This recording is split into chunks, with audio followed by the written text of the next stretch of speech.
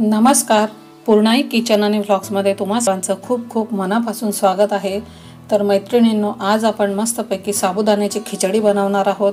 बऱ्याच जणींचा हा प्रश्न असतो की साबुदाण्याची खिचडी आमची ही मऊ होत नाही, म्हणजे बटाटे वगैरे त्यामध्ये जर टाकले तर ती खाली चिपकते। पण मी सांगितलेल्या पद्धतीने जर का तुम्ही हा साबुदाण्याची खिचडी बनवली तर नक्कीच चांगली बनेल। चला तर मग सुरुवात करूया। त्यापूर्वी चॅनलवर नवीन असाल तर चॅनलला लाईक, सबस्क्राइब करा आणि बेल आयकॉनवर क्लिक करा, म्हणजे असेच नवनवीन व्हिडिओ मी तुमच्यासाठी आणतील।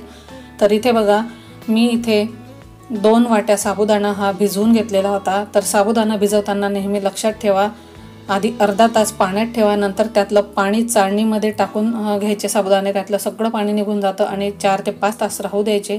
आता इथे बघा, मी कढईमध्ये 3 मोठे चमचे तेल तापून घेतलं आहे। साबुदाण्याच्या खिचडीमध्ये तुम्ही तेल जास्त टाकाल तर तुमची साबुदाणा खिचडी खाली लागणार नाही आणि छान मोकळी होते।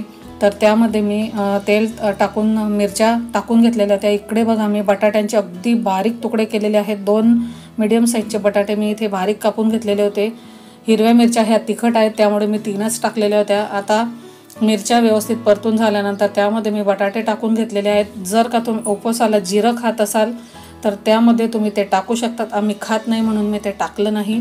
आता बटाटा व्यवस्थित असं मिक्स करून झाल्यानंतर त्यामध्ये फक्त बटाट्यांपुरतंच आपल्याला मीठ टाकायचं आहे। ते मीठ व्यवस्थित मिक्स करून घ्यायचं आहे आणि त्यानंतर मग आपल्याला बघा, इथे हे व्यवस्थित असं मिक्स करून झाल्यानंतर आपल्याला झाकण ठेवून हे अगदी लो फ्लेमवर 3 ते 4 मिनिट आपल्याला हे बटाटे व्यवस्थित वाफवून घ्यायचे आहेत। लो फ्लेमवर तुम्ही वाफवले म्हणजे अगदी छान वाफवून होतात आणि खाली जळतही नाही। तर इथे बघा, बटाटे इथे मस्तपैकी असे वाफवून झालेले आहेत। आता पुन्हा एकदा हे व्यवस्थित असं मिक्स करून घ्यायचे आहेत।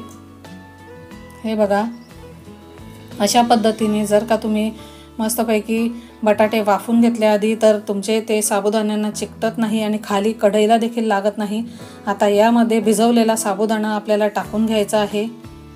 तुम्ही बघू शकता, छान असा मोकळा आणि अगदी मऊ हा भिजलेला आहे। तो कशा पद्धतीने भिजवायचा त्याचा देखील नक्कीच व्हिडिओ मी आणेल।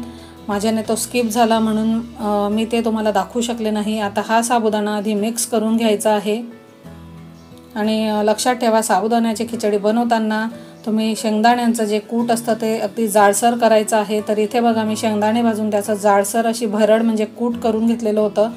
तर आता 2 वाट्या साबुदाणा असेल तर 1 वाटी कूट टाकायचं आहे। आता हे कूट आहे तर ते काही जणांना जास्त लागतं किंवा काही जण कमी टाकतात, तर हे अगदी योग्य प्रमाण आहे। आता हे कूट टाकल्यानंतर मिक्स करून घेतलेलं आहे। त्यानंतर आता चवीनुसार मीठ टाकायचं आहे।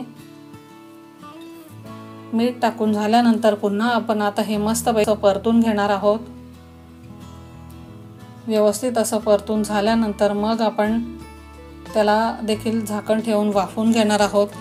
तर हे परतून झाल्यानंतर आता मी झाकण ठेवलेलं आहे आणि 5 मिनिट आधी वाफवून घ्यायचं आहे आणि नंतर बघायचं आहे जर का ते अजून थोडे तुम्हाला साबुदाणे म्हणजे साबुदाण्याची खिचडी तयार झाली तर ती कशी असते, तर साबुदाणे अगदी मऊसूत हे होतात आणि तुम्ही बघू शकतात खाली देखील लागत नाही। म्हणजे आपला जो चमचा किंवा तुम्ही ज्या कशाने उलटणीने वगैरे तुम्ही साबुदाणा परतत असाल तर त्याला देखील लागत नाही। अशा पद्धतीने बनवला तर पुन्हा एकदा मी 2 ते 3 मिनिट हे वाफवून घेणार आहे आणि 2 ते 3 मिनिटांनंतर तुम्ही बघू शकतात आपली साबुदाण्याची खिचडी मस्तपैकी तयार झालेली आहे।